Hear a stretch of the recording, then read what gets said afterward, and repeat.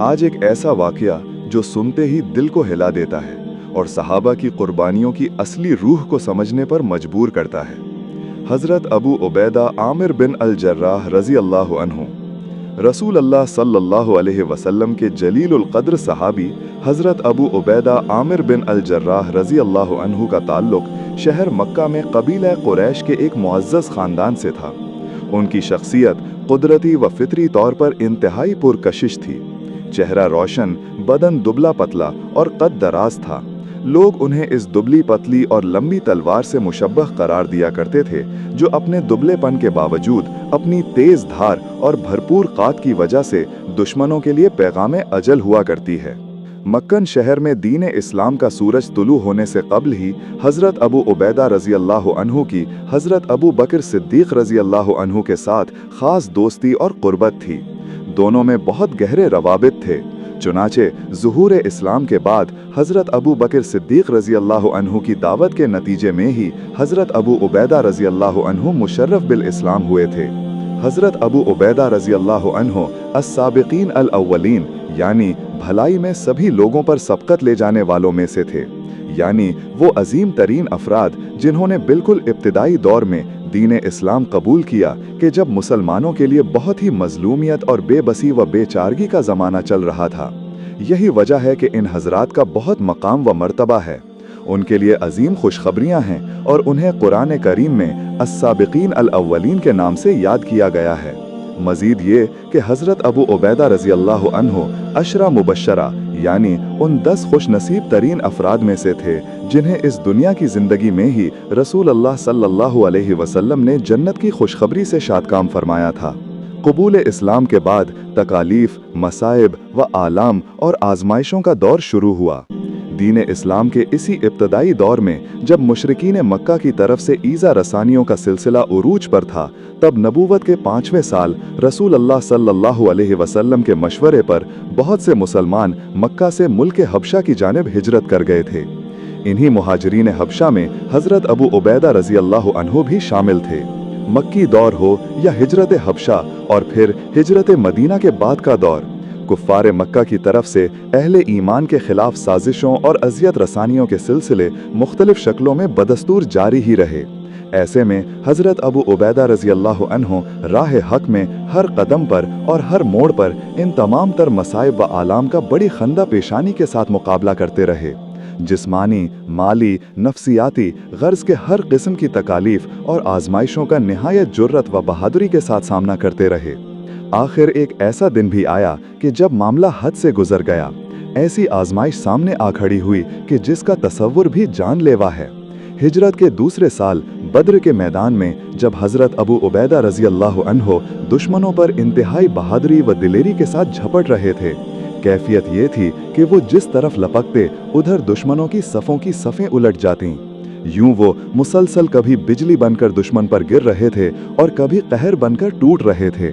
ایسے میں وہاں ایک ایسا شخص تھا جو بار بار ان کے سامنے آ جاتا، گویا اس نے بس انہی پر نظر رکھی ہوئی تھی۔ یہ اس سے بچتے، وہ پھر سامنے آ جاتا، یہ قطارتے مگر وہ پھر راستہ روک کر کھڑا ہو جاتا، انہیں للکارتا کہ آؤ میرا سامنا کرو، ذرا میرے ساتھ قوت آزمائی کر کے دیکھو۔ آخر ایک جگہ اس شخص نے ابو عبیدہ رضی اللہ عنہ کا راستہ روک لیا اور بار بار للکارا۔ اب ابو عبیدہ رضی اللہ عنہ کے پاس کوئی چارہ نہیں تھا۔ اس نے اپنی تلوار بلند کی، ابو عبیدہ رضی اللہ عنہ نے بھی بلند کی۔ دونوں تلواروں پوری قوت کے ساتھ ایک دوسرے سے ٹکرائیں اور پھر ظاہر ہے کہ نتیجہ تو وہی برآمد ہونا تھا، یعنی ایک غالب اور دوسرا مغلوب۔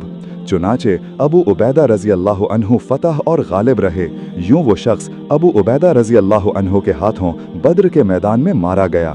حضرت ابو عبیدہ رضی اللہ عنہ نے اس موقع پر کتنی کوشش کی تھی اس شخص سے قطارنے کی، مگر اس نے تو مجبور ہی کر دیا تھا۔ وہ شخص کون تھا؟ ابو عبیدہ رضی اللہ عنہ کے لیے یہ کتنی بڑی آزمائش تھی۔ اگر کوئی سنے گا تو شاید یقین نہیں کرے گا، اور اگر یقین کرے گا تو پھر شاید اپنے ہوش و حواس برقرار نہیں رکھ سکے گا، کیونکہ یہ شخص ابو عبیدہ رضی اللہ عنہ کا باپ تھا، مشرک۔ دراصل ابو عبیدہ رضی اللہ عنہ نے اپنے باپ کو قتل نہیں کیا، بلکہ باطل کو قتل کیا جو ان کے مشرک باپ کے روپ میں ان کے مقابل آ کھڑا ہوا تھا اور بار بار انہیں للکار رہا تھا۔ सन 2 हिजरी में पेश आने वाले इस ग़ज़वा बद्र के फौरी बाद अगले ही साल जब मुशरिकीन मक्का अपने लाओ लश्कर समेत दोबारा चले आए, जिसके नतीजे में हक और बातिल के दरमियान दूसरा मारका यानी ग़ज़वा उहद पेश आया।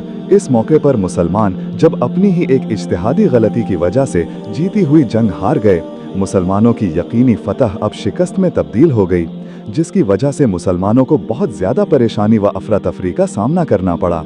अपनी सफ़ों में वो नज़्म व ज़ब्त बरकरार ना रख सके, किसी को किसी की खबर ना रही, बाहम राबिता बरकरार ना रह सका और वो सब एक दूसरे से बेखबर इधर उधर मुंतशिर और सरासीमा हो गए।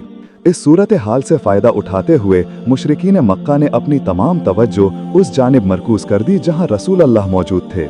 इस नाजुक तरीन मौके पर चंद मुट्ठी भर जान निसार जो आप सल्लल्लाहु अलैहि वसल्लम के गिर्द दीवानावार तीरों और नेज़ों की बौछार को अपने हाथों और सीनों पर रोकते हुए आप सल्लल्लाहु अलैहि वसल्लम की हिफाजत का फरीज़ा अंजाम दे रहे थे। इन्हीं जान निसारों और सरफरोशों में हज़रत अबू उबैदा रज़ी अल्लाह अन्हु भी शामिल थे। और फिर इस जंग के इख्तिताम पर कैफियत ये थी कि रसूल अल्लाह सल्लल्लाहु अलैहि वसल्लम की जबीन अक़दस पर गहरा ज़ख्म आया था, जिससे खून बह रहा था। चंद दंदाने मुबारक शहीद हो गए थे।